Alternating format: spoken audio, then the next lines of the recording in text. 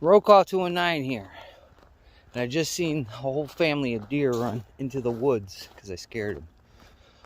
But I'm going to show you what I've been doing here the last few days to get these guys ready. So we'll go through this driveway and show you what's been happening as I turn the camera around as well. So, alright. So here's some deer tracks. As you can see, there's the hoof right there in the point. That's a smaller deer. Right here is a bigger deer. Right here, it's pretty explainable. I think this might be a buck because the bucks travel a little bit further, and from all the signs that I've been seeing over the past year, they have like a rounded hoof. It's not so much pointed like these. So these would be doe, and then you would have different tracks that would be kind of rounded in the front where the hoof would be. So as you see here, that one's kind of rounded in the front. So the deer go all the way through here into those woods. Here you can see their tracks right through here, all over here by the pile, and we'll get to the pile. But the tracks start from here, as you can see. So they came through here and they made their way. Now, looking at this track right here, as you can see, I don't know how well you can see it, that might not be a deer. That might be some kind of, dog.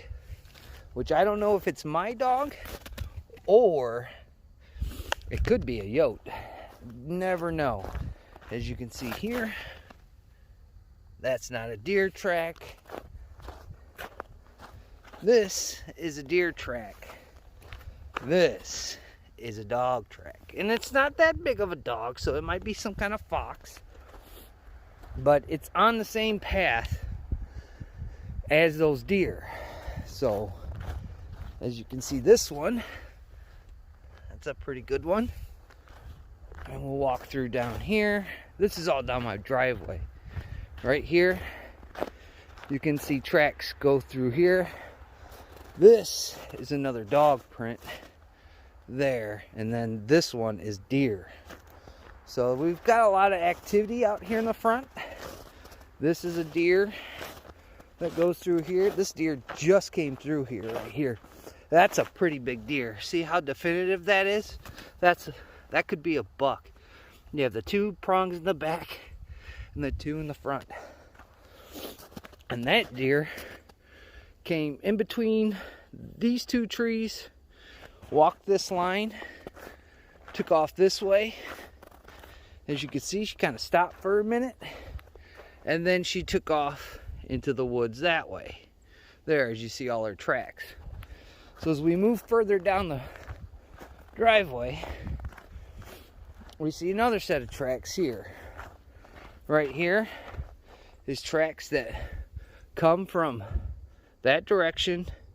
They work their way down, come across the driveway, they toe up, and they go into this little, you can see it right there, that little wooded area there. We walk down further down the driveway.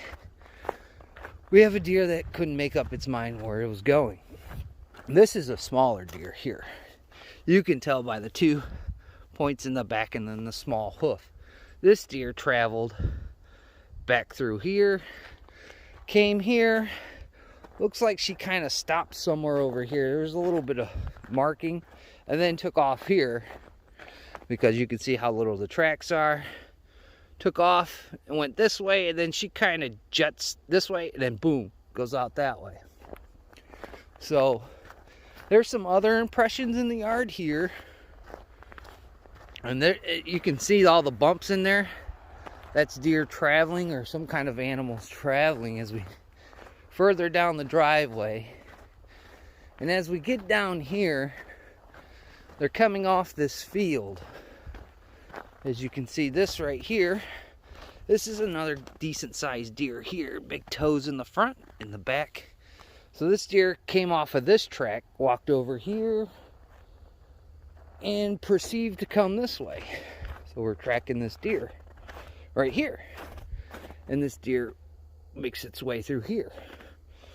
So you can kind of see how many deer are traveling through my corridor.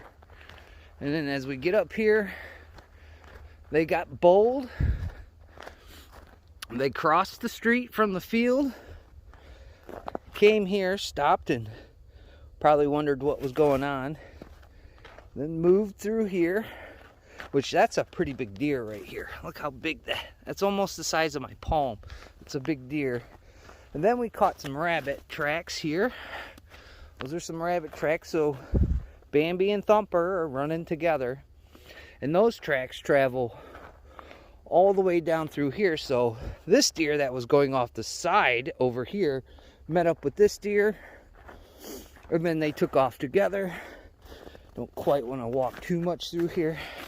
The deer, and then right here is some scrape marks, and it looks like they took off this direction and then killed out that way. So that's the end of that, and then you can see some puffs there. So as we work our way down through here, you can see out there where all the little ripples and dimples are right there. That's tracks that have been covered up. Even these right here that move along, they come all the way down here. There's some more back over there, but I don't want to tread in their little area because they make their own paths, and I don't want to create tons of scent. Even though we do live with them, you know, you want to give them their space. You want to give them their space. Sometimes we run into each other. I get it. It happens.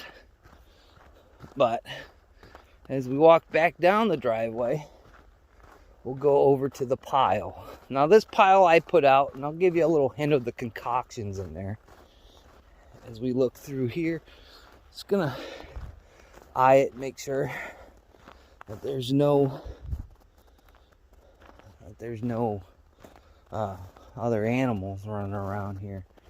Because if the coyotes come, they are really aggressive. So here's the pile. So you can see all kinds of tracks. And the one I said it was a buck, the reason why I know it's a buck, not that I'm skilled, but it made a scrape right here. See how kind of moved the hoof a little bit and scraped up there, marking its territory. So that's how I know that was a buck. So working your way into my pile, as I look down here, because that's a pretty big buck. If you can see, that's almost bigger than my hand. So he's a pretty big guy. Maybe I'll go back up in here one day, because they should be shedding their antlers right now. And when you find antler shed, they're really cool, first of all, and you can make a lot of cool mounts out of it. Another thing you could do with it, you can make your own rattles with the antlers, so you don't have to run to the store and buy some kind of synthetic thing or something of that nature. So as you see, everybody's congregating over here, having fun. Again, if you look, see these scrape marks right here? This is the buck putting his head in there and driving his antlers through here.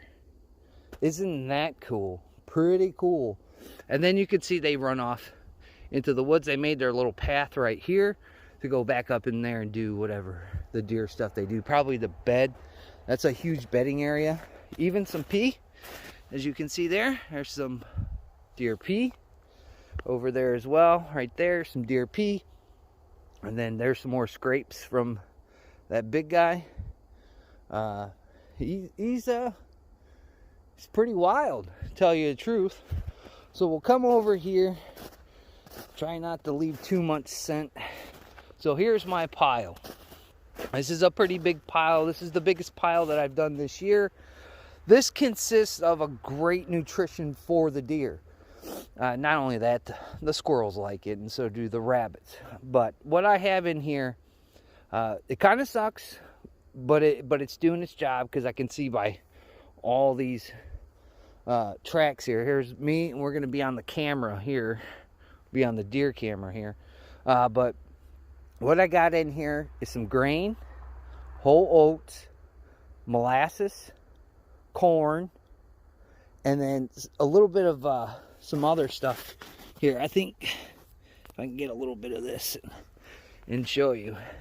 So that's what I'm feeding them, to give them back a little bit more energy, since they've been traveling a whole lot. I put molasses on top of the pile. That will help out the big bucks that come through here, that are either looking for a place to bed down, or they're shedding antlers and making their territory. You can see even through here, I had another deer come and make its own path back through that way. They haven't traveled on the side of the house that much, so they're basically using this whole yard as traffic to go to one feed spot to another. When the farmer starts planting alfalfa this year, these tracks will be the opposite way, unless the guy on the corner hasn't sold his property and he starts planting corn. Then you're going to find all kinds of different tracks, one way or the other. So that's what I've been doing. If you want to know why this stick is hanging here, it's around that branch and around this tree, as you can see it here. Deer communicate. They're very, let me get out of this spot. They're very, social animals.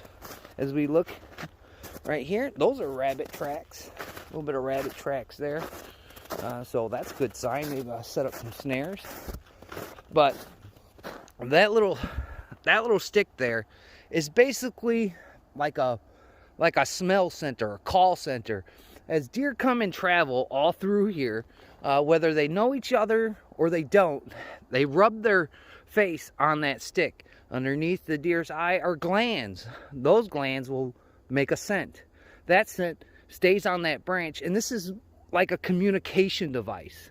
So if if deer are looking for each other, they can always stop here, rub the stick, eat a little bit of grain, and then go off.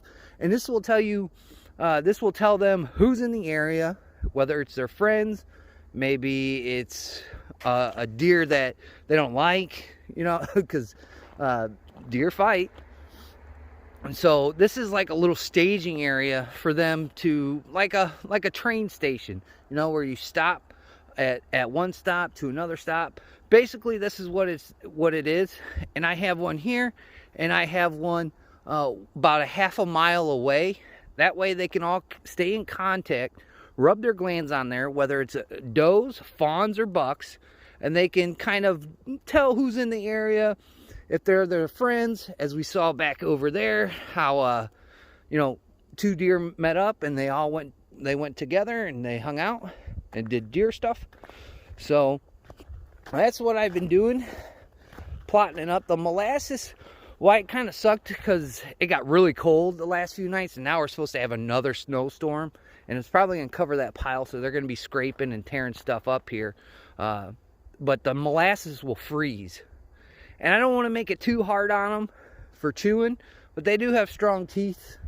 But then it clumps up all the feed, and then it just makes clumps, and I don't know. I think it's a little bit easier when everything's not frozen solid. But I do have some deer blocks I got to put out. I got to put out their mineral block. So like we saw over there with those buck scrapes, that the bucks can grow a really good rack, that they stay healthy, that they get the minerals. If you don't know, these deer are coming off, whether it's being pressured hunting, losing members of their herd, so there's a lot of stress on these animals.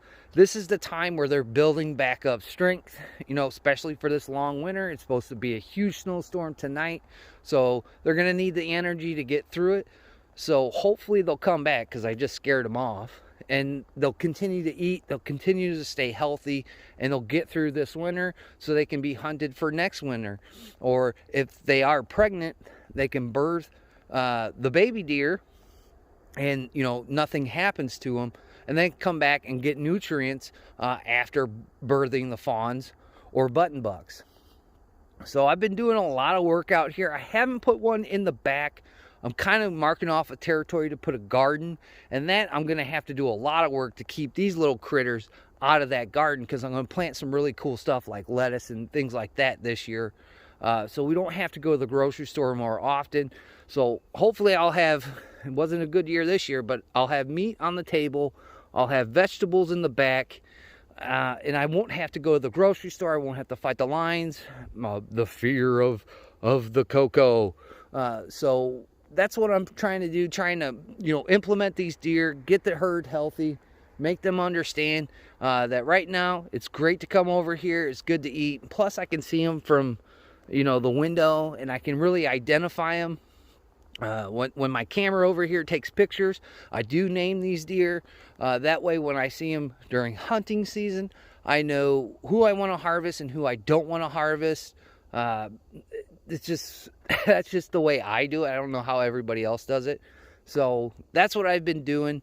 So if you do get an opportunity to get a little bit of property or live on some property, make sure you put, a mock scrape or something like that up. It's just an indication so these deer can get the feel of who's in the area, who's not in the area. Deer can find themselves by using this kind of technique, and it'll keep them coming back, because, if they kind of want to know who's in the area, they'll come right over to the scrape and they'll use the scrape. Again, I have another one about a half mile away. So I try to keep them in that general direction. If I start giving them opportunities to feed, opportunities to communicate, hopefully that'll give me the opportunity to keep deer on the parcel, whether it's here to note them, write them down, or over in my hunting spot about a mile away. So I've got all kinds of little options I'm trying. The only thing left is to seal the deal, which I hope will happen this fall. When deer season starts for bow, and we'll give it another crack. So hopefully you can get the layout of how these deer are traveling, and then you can go back to your plot, see how your deer are traveling, and some ways to keep these deer on the parcel, especially during the winter time. The bucks don't stay around. The only times they really come around is during the rut, whichever part of the rut it is. They stay around and then they bolt off. But if they do occasionally come back to see what's going on in these little parts that they're hanging out in, this gives you another option to give them a little bit of energy. So if they do take off again and you don't see them for quite some time, they'll have a little bit of energy to burn on their journeys. Bucks don't stay in the area. They have about 3.5 to 4 mile radius from what I've researched. That's a long ways away from here. So it's pretty surprising to see some signs of bucks in this area, because they usually don't stay around here. It's usually all the does and all the babies come over here. In those woods over here is the birthing area, and where the fawns grow up to become mature deer. So hopefully that's a little bit of insight in what's going on, and it'll help you out to do your deer. And we'll show you a little bit more tracks right here, so you can see I got some kind of rabbit coming through here. This is a pretty big deer here. This is about as big as my hand. As you can see here, again, we'll identify it.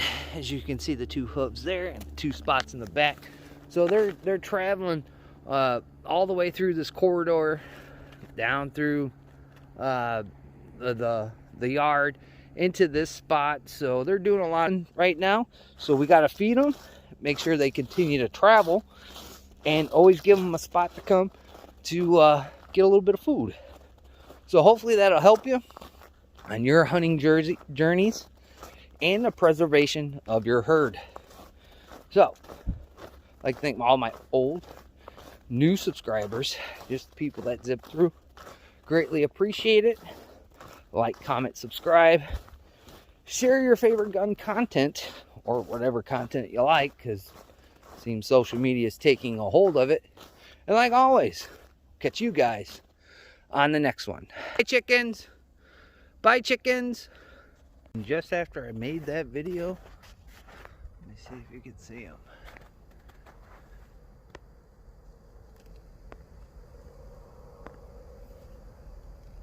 There they are.